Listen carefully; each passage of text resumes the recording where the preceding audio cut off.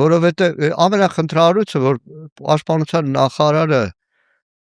ամբողջ կառավարությունը կարա պոպուլիստ լինի, բացի պաշտպանության նախարարի,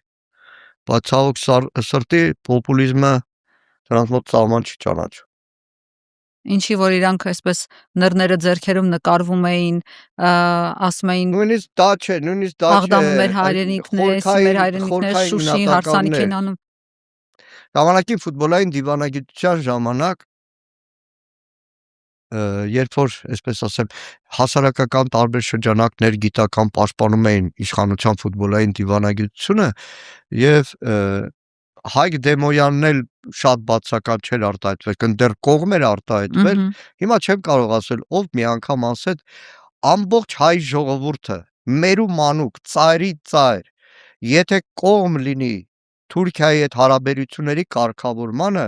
հայ ժողովրդի մեջ մի մարդ կա, որը մինչև վերջ պետք է դեմ լինի,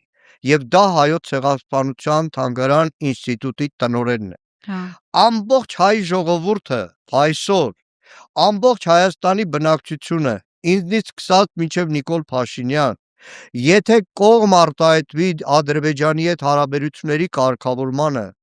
եթե կողմ արտահայտվի անգամ օկուպացված Ադրբեջանի կողմից օկուպացված տարածքները Ադրբեջանին թողնելու, մեկ մարդ իրավունք չուներ խոսելու դրա մասին, մեկ մարդ իրավունք չուներ ասելու, որ այդ տարածքները կվերադարձնեն, բայց առանց զենքի, առանց պատերազմի, եւ այդ մեկ մարդը պաշտպանության նախարարն է։ Այդ մեկ մարդը պաշտպանության նախարարն է։ Իրան էլ եմ ասում, լավ, ով է լեզվիցդ քաշում, որ լավ Նիկոլ Փաշինյանն ասում է, մյուսն ասում է, հասկանում եմ, ով պաշտպանության նախարարը չպետք է դրա մասին խոսի։ Ես չեմ ասում Մարտակոչյանը, ես չեմ ասում առավոտվանից գիշեր ավտոմատը վերցնի